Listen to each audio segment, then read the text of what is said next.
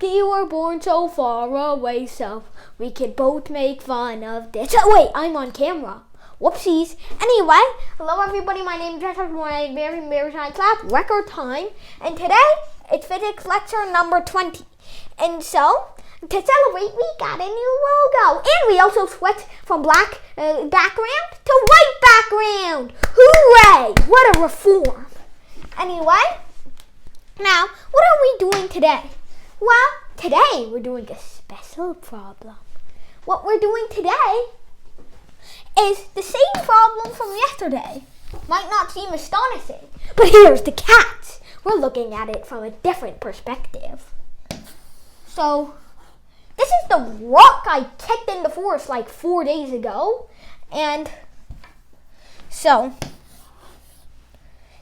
let's just shade in the rock. I'm not a very good drawer. My drawing skills haven't improved much since I was 4, and I didn't know how to draw a bicycle, so I drew a skateboard instead. And anyway, so this rock is heading for the ground at 20 meters per second. At an angle of 37 degrees. That's one strong kick, my buddy. And so, anyway, you have to find lots of things.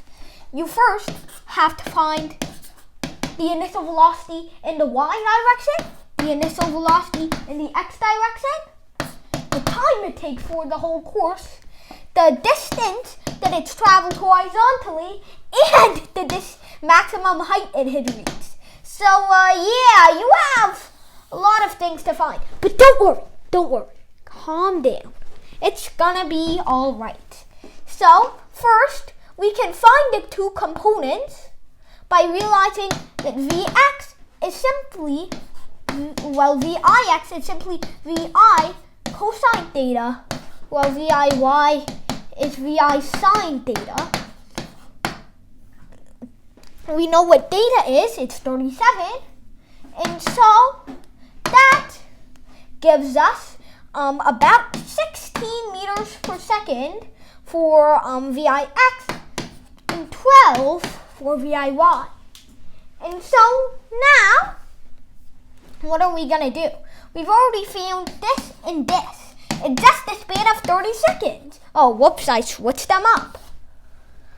We found this and this in just the span of 30 seconds. How impressive is that? It certainly won't take 30 seconds to do the rest. Anyway, t. How can we find t? Well, t really depends on Viy. Vix will keep going as long as we kick out air resistance.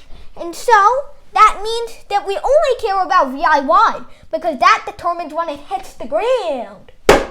And so, Viy is going to be equal to Gt.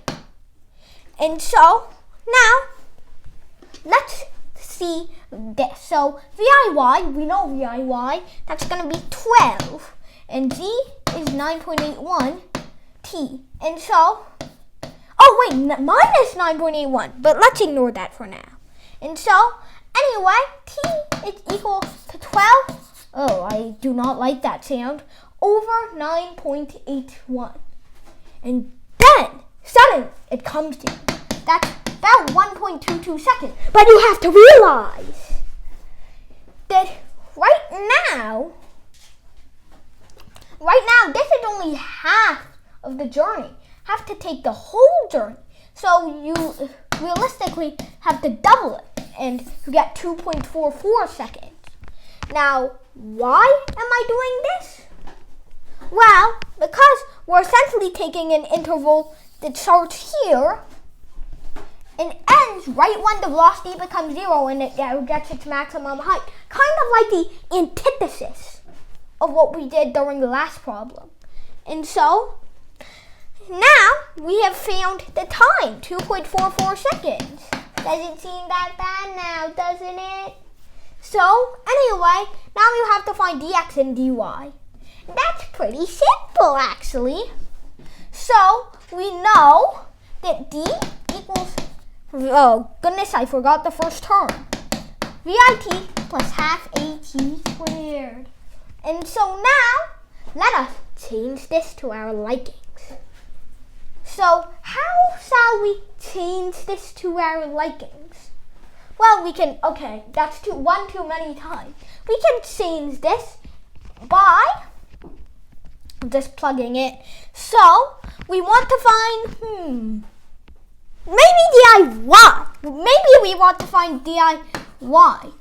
Why did I say DI? DY for some reason. I'm not sure. And so, now that gives us dy is equal to VIY. Well, let's think about it. What we're doing here is the maximum height. The maximum height, VIY, will be 0. And so, that means we can kick out this entire term. That gives us half AT squared. Now, you just change A to G to get T squared.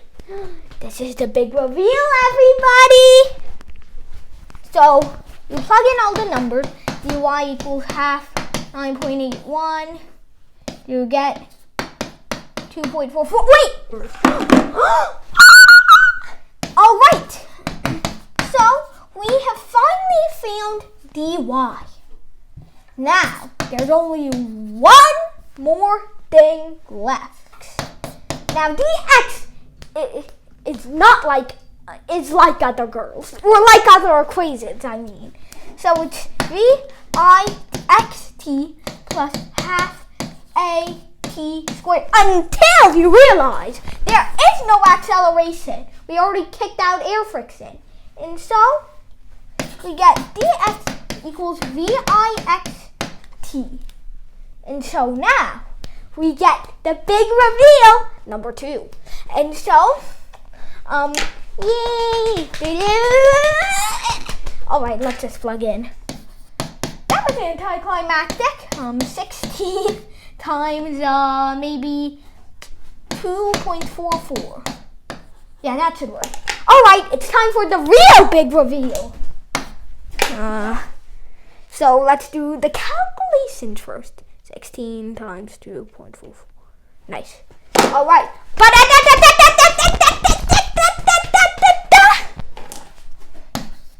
39 meters, baby. Alright. So, we finally got all the components we need. Thank you everybody for watching, and we'll see you next damn time.